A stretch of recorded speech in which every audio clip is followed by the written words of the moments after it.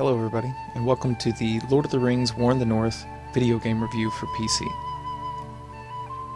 War in the North is an RPG that was developed by Snowblind Studios. It's supposed to take place in the northern regions of Middle-earth in the background of the main story. Players are given the option of 3 different characters. Farron is the Dwarven champion from Erebor, Andriel is an Elven lore master from Rivendell, and Aradan is a Dunedain ranger. The look and feel of the game match what you would have envisioned while reading any of the Lord of the Rings books.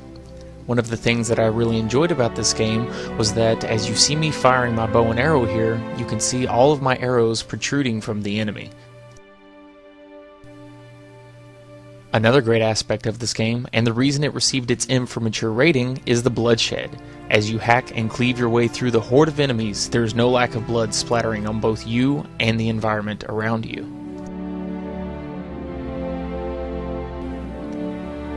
Probably the best companion in the game is your giant eagle friend that you get to call in and wreak havoc on your enemies. One of the biggest problems I had with this game was the incredibly repetitive combat. No matter what point you're at in the game, it's going to take you a few dozen swings to take down even the simplest of opponents.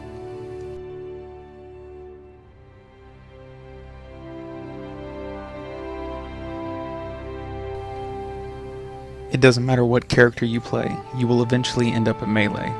As the ranger, there aren't enough arrows in an entire level to supply you with the number it would take to complete one combat encounter. As the caster, your mana pool is alarmingly small, and the regeneration rate is so slow you have no choice but to go in swinging with your staff at some point. The same doesn't hold true for when the AI is controlling the characters. They seem to have a limitless supply of mana and arrows.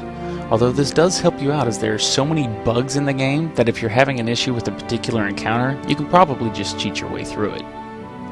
Here's a prime example of what I was talking about. I died at this very spot several times in the past and was having difficulty getting past this horde of zombies. Zombies are usually pretty easy to kill in most games, but in this one they seem to be just as difficult to kill as any of your live opponents. So what did I do? I blockaded the opening to the tunnel, held block, and just waited for my allies to finish them off one by one.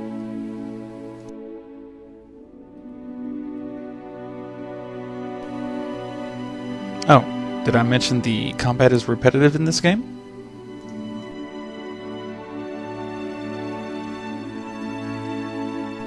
Something else that really kind of bugged me about this is that the dwarf character, which is supposed to be your big melee DPS or your tank, seemed to do just as much damage with his crossbow as he did with his two-handed sword, hammer, or axe. And as I said before, if you're having difficulty with a certain encounter, there's probably a way you can just cheat through it. Case in point here with this troll, I just sat at the opening to the cave and shot him to death with my crossbow.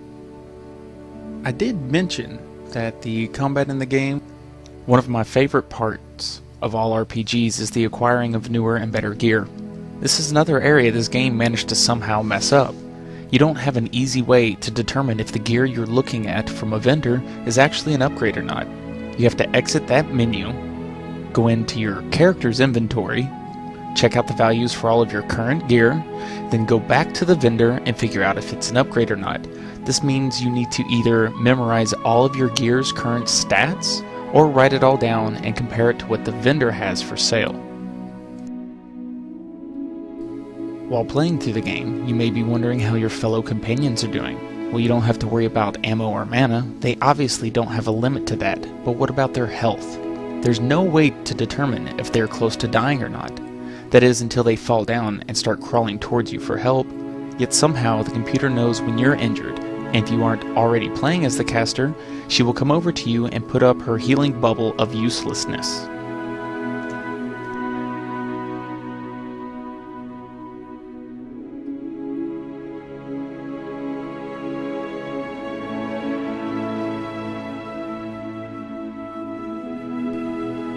Now you may be wondering, why would I call a bubble of healing useless?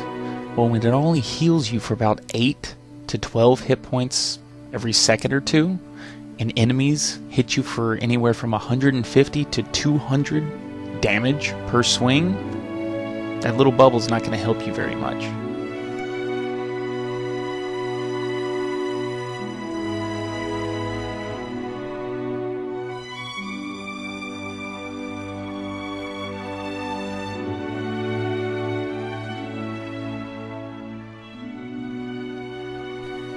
As you play through the game, regardless of what character you're in control of, all of them receive experience and level up. This leads me into another huge problem.